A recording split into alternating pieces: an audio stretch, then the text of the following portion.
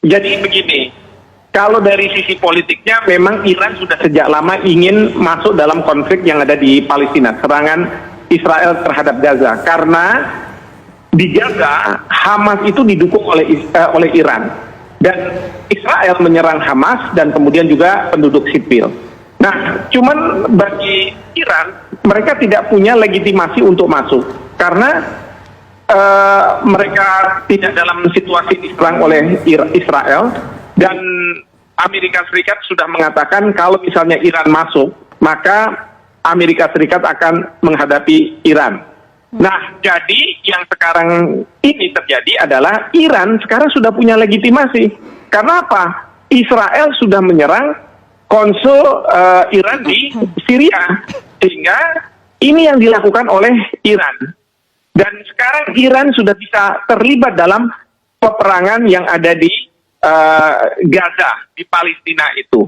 Dan ini bisa membesar. Sekarang tergantung dari sikap Israel dalam menanggapi serangan yang dilakukan oleh Iran, begitu.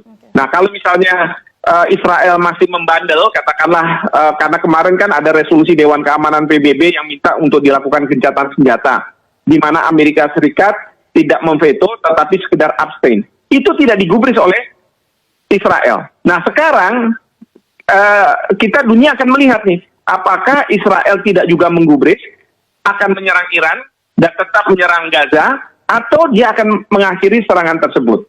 Begitu. Oke, jadi kita masih menunggu ya. Secara hukum internasional sebenarnya Iran mempunyai hak untuk membela diri. Pasal 51 Piagam Perserikatan Bangsa-Bangsa yang mengatakan bahwa sebuah negara dia bisa membela diri ketika ada serangan dari negara lain. Dan di dalam ketentuan itu memang harus dilaporkan ke Dewan Keamanan PBB. Oke. Ketika 1 April Iran diserang konsulnya di Damaskus, itu sudah disampaikan juga ke Dewan Keamanan PBB, tapi tidak mendapat tanggapan. Maka Iran mengatakan saya berhak untuk melakukan serangan ke Israel. Seperti itu. Jadi kita masih menunggu ya sikap dari Israel ini, apakah kemudian akan menuruti apa yang disampaikan oleh Amerika Serikat sebagai sekutu terkuat dari Israel atau tidak. Tapi kalaupun misalnya nanti Israel melakukan serangan balasan, ini potensinya seberapa besar? Tapi belum dijawab, Prof. Yang kedua, apa yang akan terjadi? Dampak terhadap Israel dan juga negara-negara lain ini seperti apa? Baik, yang pasti adalah posisi dari Amerika Serikat sekarang ini dalam posisi yang mengambang ya. Mengambang, kenapa saya katakan mengambang? Karena lobi Yahudi menghendaki Amerika Serikat berada 100% di belakang Israel. Tetapi Presiden Joe Biden tahu bahwa tindakan yang dilakukan oleh Israel yang terakhir, serangan ke Iran ini, itu dianggap sebagai pelanggaran terhadap hukum internasional. Dan dunia sudah mengecam tindakan Israel itu.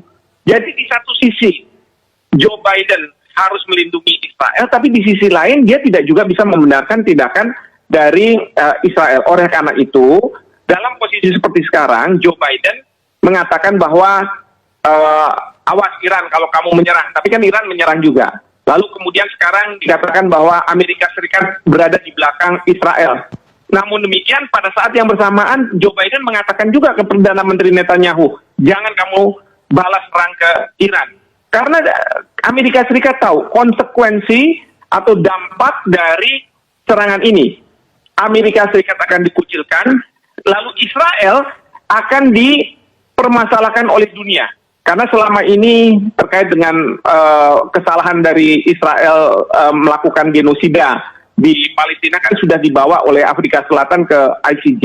Artinya, ya, tetapi kan Perdana Menteri Netanyahu mengatakan bahwa bukan Den Haag dan bukan siapapun yang akan menyetop kami untuk melakukan serangan ke Gaza untuk mendapatkan Hamas ini.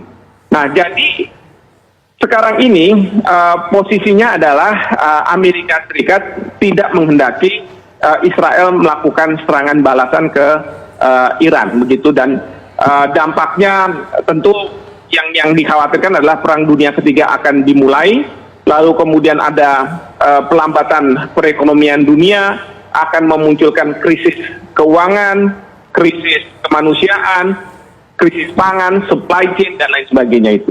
Baik, itu yang harus kita antisipasi. Terima kasih banyak Prof. Hikmahanto Yuwana telah bergabung bersama kami.